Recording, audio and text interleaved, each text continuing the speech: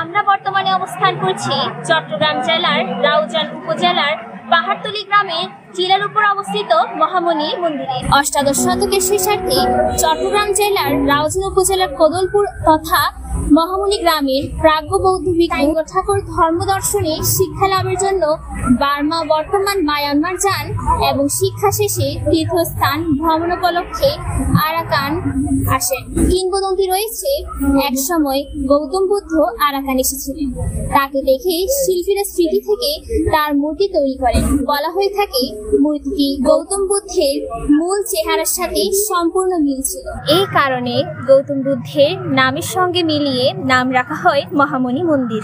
আরাকানের ব্রিংহং গেলে সেখানকার মহামণি মূর্তি দেখে তিনি এতই অভিভূত হন যে নিজ গ্রামে মহামণি মূর্তি প্রতিষ্ঠা করার জন্য দৃঢ় সংকল্পবদ্ধ হন। স্বদেশে প্রত্যাবর্তনের সময় চাইঙ্গা ঠাকুর আরাকান থেকে মহামণি প্রতিবিম্বের একটি ছবি অঙ্কন করে নিয়ে আসেন।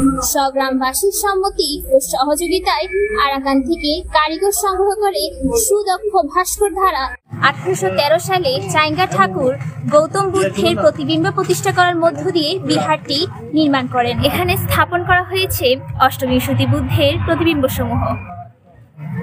মহামণি বৌদ্ধ বিহার এটি একটি ঐতিহাসিক নিদর্শন যা প্রায় 200 বছরের পুরনো।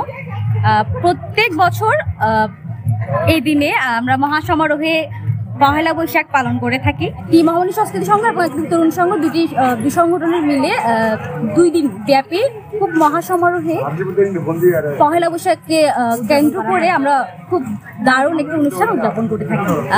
এখানে এসে আসলে খুবই ভালো লাগছে। এখানে অনেক দর্শনার্থী আসে। খুব সুন্দর এবং পরিপূর্ণময় একটি অনুষ্ঠান। বাংলা নববর্ষের 1431 বাংলার অনেক অনেক শুভেচ্ছা এবং অভিনন্দন।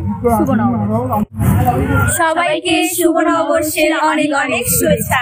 মং সার্কেলের রাজা 1843 খ্রিস্টাব্দে মহামণি মন্দির চত্বরে মহামণি মেলার প্রবর্তন করেন, যা বাংলা সনে চৈত্র মাসের শেষ তারিখে শুরু হয়। এই মেলা প্রতি বছর বাঙালি বৌদ্ধ ও পার্বত্য চট্টগ্রামের আদিবাসী সহ সকল সম্প্রদায় ও শ্রেণীর একটি মিলন মেলায় পরিণত হয়।